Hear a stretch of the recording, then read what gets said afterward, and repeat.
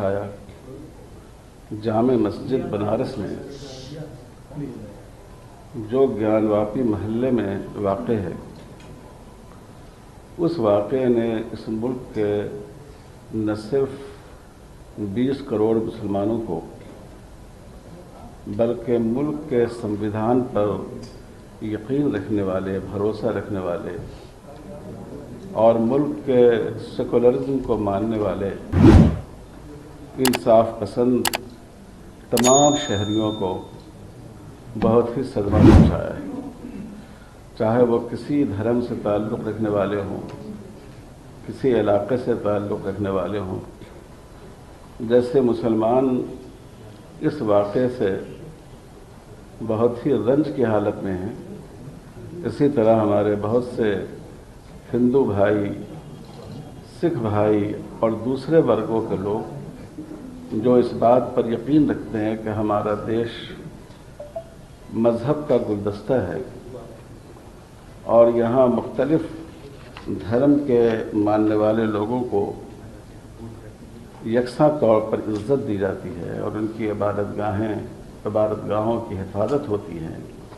ان سب کو دھکا لگا ہے۔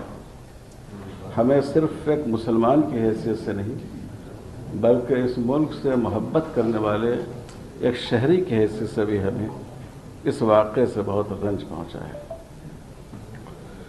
دوسری بات یہ ہے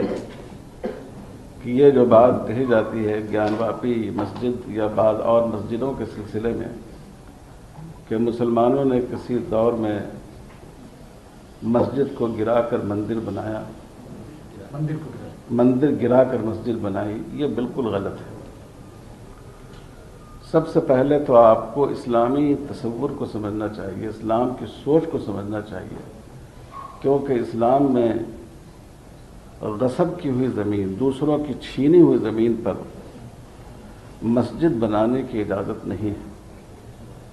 پہلی مسجد جو مدینہ منورہ میں بنی پیغمبر صاحب کی زندگی میں، مدینہ آنے کے بعد مسجد نبوی، جن لوگوں کی زمین تھی آپ نے ان کو پیسے دے کر وہ زمین خریدی۔ یہ کہا بھی گیا کہ آپ یوں ہی زمین کو قبول کر لیجئے، لیکن آپ صلی اللہ علیہ وسلم کا یہ احساس تھا کہ کہیں وہ اخلاقی دباؤ اور سماجی دباؤ کے تحت نہ یہ زمین دے رہے ہوں، اس لیے انہوں نے کہا کہ نہیں، میں ایسے زمین پر مسجد نہیں بنا سکتا، آپ کو اس کی قیمت لینی ہی ہوگی۔ تو ظاہر ہے کہ مسجد لوگ بناتے ہیں ثواب کے لیے، جو کام اسلام میں ثواب کا ہو ہی نہیں کہ زبردستی کسی کے گھر پر ہم قبضہ کر لیں، کسی کی عبادت گاہ پر قبضہ کر لیں، کسی کی زمین پر قبضہ کر کے اس کو مسجد ڈکلیئر کر دیں، کیسے کوئی مسلمان ایسا کر سکتا ہے؟ اس لیے اس بات کو اچھی طرح سمجھنے کی ضرورت ہے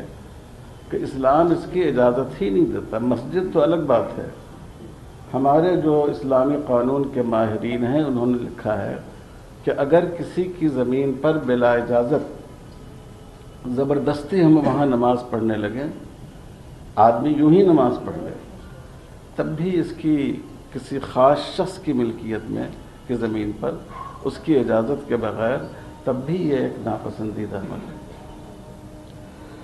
دوسری بات یہ ہے کہ ہم کو تاریخ کی، اتہاس کی سچائی کو سمجھنا چاہیے۔ آپ جانتے ہیں کہ اس ملک میں انگریز آئے اور انہوں نے اپنی حکومت کو مستحکم کرنے کے لیے لڑاؤ اور حکومت کرو، اس پالیسی پر عمل کیا۔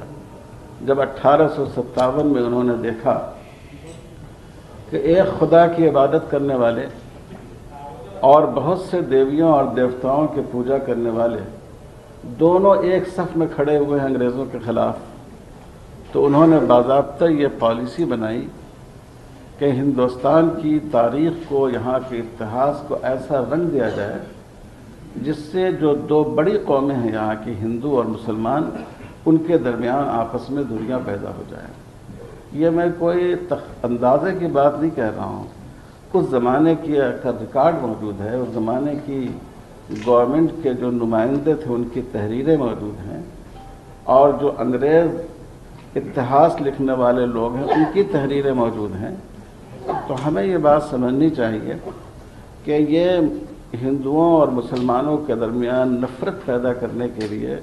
ایک افسانہ گھڑا گیا ہے، ایک تاریخ ایسی لکھی گئی کہ جس سے آپس میں دوریاں پیدا ہو جائیں۔ ورنہ آپ دیکھیے ہندوستان میں جتنے پرانے مندر ہیں، ہزاروں سال سے ہیں ہمارے ہندو بھائیوں کے مقدس مقامات، کئی مسلمان خاندانوں کی حکومتیں آئیں اور گئیں، کبھی کسی نے اس کی ایک اینٹ کھڑچنے کی کوشش نہیں کی۔ تو اگر مسلمانوں کی یہ سوچ ہوتی کہ ہم دوسروں کی عبادت گاہ پر زبردستی قبضہ کر کے اس کو مسجد بنا لیں، تو کیا یہ مندر موجود ہوتے یا دوسری عبادت گاہیں موجود ہوتی؟ تو اس لیے ہمیں یہ بات سمجھنی چاہیے کہ نہ اسلامی سوچ کے لحاظ سے یہ بات درست ہے اور نہ تاریخ کے اعتبار سے یہ بات درست ہے۔ یہ ایک ایسا اتحاد ہے جس کو لوگوں نے گھڑا ہے۔ تیسری بات ہم یہ کہنا چاہتے ہیں کہ کورٹ نے اس وقت جس جلد بازی میں فیصلہ کیا اور اس میں پوجا کی اجازت دی، دوسرے فریق کو بحث کا موقع بھی نہیں دیا گیا۔ یہ بات بہت ہی اس کی وجہ سے عدالتوں اور جو انصاف دینے والے ادارے ہیں ان کے بھروسے کو چوٹ پہنچی۔ جو اقلیتیں ہیں، مائنارٹیز ہیں، وہ محسوس کر رہی ہیں کہ کہیں ایسا تو نہیں ہے کہ عدالتوں نے اکثریت کے لیے اور اقلیت کے لیے الگ الگ پیمانے مقرر کر دیے ہیں۔ اس کی مثال بابری مسجد کا فیصلہ ہے۔ بابری مسجد کے فیصلے میں کورٹ نے اس بات کو مانا ہے کہ اس مسجد کے نیچے کوئی مندر نہیں تھا، مندر توڑ کر مسجد نہیں بنائی گئی۔ یہ دونوں باتیں فیصلے میں مانی گئی، لیکن ایک طبقے کی آستھا کی بنیاد پر اس کو ایک فرقے کے حوالے کر دیا گیا۔ تو ظاہر ہے کہ کورٹ کا کام آستھا پر فیصلہ کرنا نہیں ہے، دلیل کی بنیاد پر انصاف کرنا ہے۔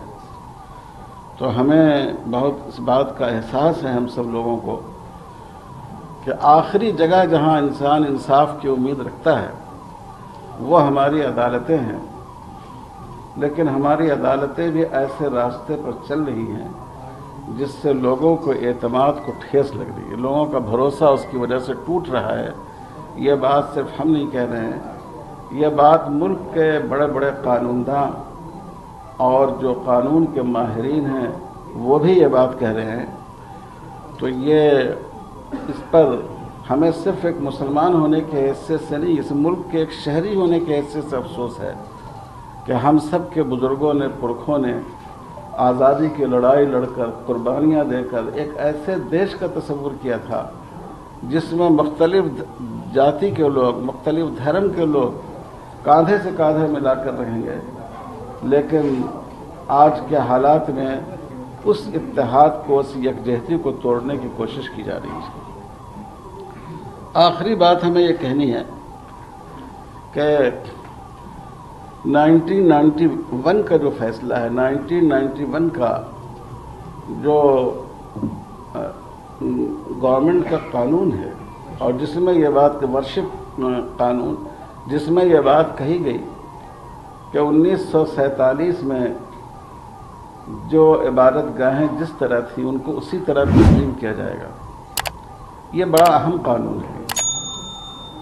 کیونکہ اس سے ہم اپنے دیش کو جھگڑوں سے، لڑائی سے بچا سکتے ہیں۔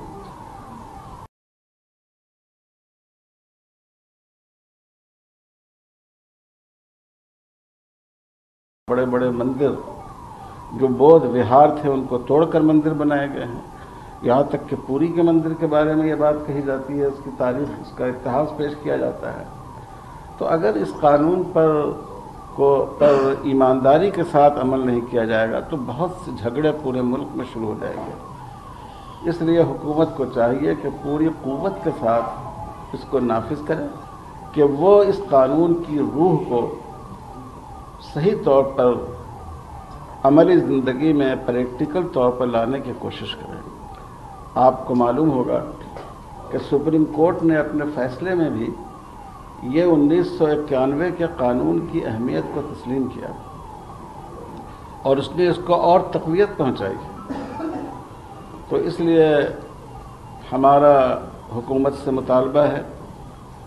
کہ وہ ملک میں تمام عبادت گاہوں کا تحفظ کرے۔ ہم عدلیہ سے بھی ہماری گزارش ہے کہ انصاف کا ایک ہی پیمانہ ہونا چاہیے، اور یہ سب سے بڑا انصاف کا مندر ہے۔ اگر لوگوں کا بھروسہ اس سے اٹھ جائے تو یہ دیش کے لیے بھی بہت نقصان کی بات ہے،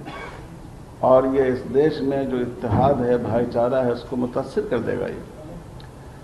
اور ہم لوگ گئے تھے عدالت میں، اور بدقسمتی سے